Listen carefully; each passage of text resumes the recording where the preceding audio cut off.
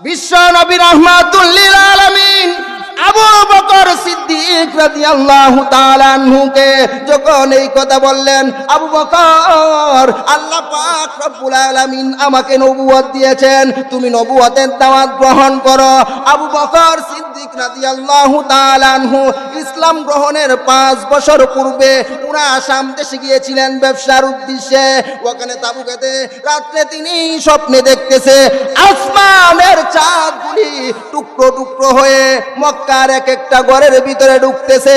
একজন জ্যোতিষীর কাছে গিয়ে বলতেছে, আমি আজকে স্বপ্নে দেখলাম আসমানের চাঁদগুলি টুকরো টুকরো হয়ে মক্কার এক একটা ঘরের ভিতরে ঢুকতেছে। এরপরে বলতেছে, বাবা তোমার নামটা কি? বললেন, আমার নাম হলো আবু বকর।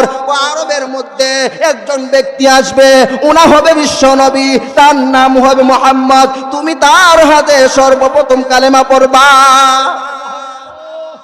এই কথা বলার পরে আবু বকর সিদ্দিক রাদিয়াল্লাহু তাআলা আনহু 5টা বছর পর্যন্ত রাসূলের সাথে প্রতিদিন সাক্ষাৎ, এই স্বপ্নের ব্যাখ্যা বলে নাই, এমনকি এই ব্যাখ্যা তার বিবির কাছেও বলে নাই। যখন 5টা বছর পরে আমাদের নবী, বিশ্ব নবী, দু জাহানের বাদশা নবী, হায়াতের নবী, জিন্দা নবী মুহাম্মদ যখন বললেন, আবু বকর তুমি দাওয়াত গ্রহণ করো, এই কথা বলার পরে আবু বকর রাদিয়াল্লাহু তাআলা আনহু বলেন, আমি সামান্য পরিমাণ কোনো বিলম্ব করব না, কিন্তু একটা শর্ত হলো, তুমি যে নবী দাবি করতেছো এর একটা দলিল দেও।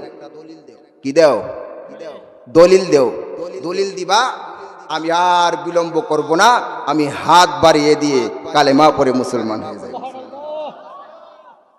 এই কথা বলার কারণে আমাদের নবী, বিশ্ব নবী রাহমাতুল লিল আলামিন বলেন, আবু বকর তুমি যে শাম দেশে গিয়েছিলা ব্যবসার উদ্দেশ্যে, তাবুকেতে রাত্রে তুমি স্বপ্নে দেখতেছো আসমানের চাঁদগুলি টুকরো টুকরো হয়ে মক্কার এক একটা ঘরের ভিতরে ঢুকতেছে, এই স্বপ্নই হলো আমি নবী হওয়ার 1 নম্বর আলামত।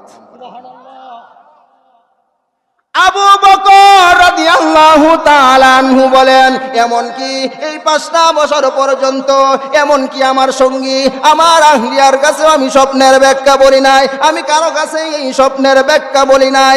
আল্লাহ পাক রব্বুল আলামিন যাকে আগে জানাইয়া দিয়েছেন, উনা নবী ছাড়া অন্য কেউ না। হাত বাড়িয়ে দিয়ে কালেমা পড়ে কি হয়ে গেলেন? মুসলমান হয়ে গেলেন আবু বকর সিদ্দিক।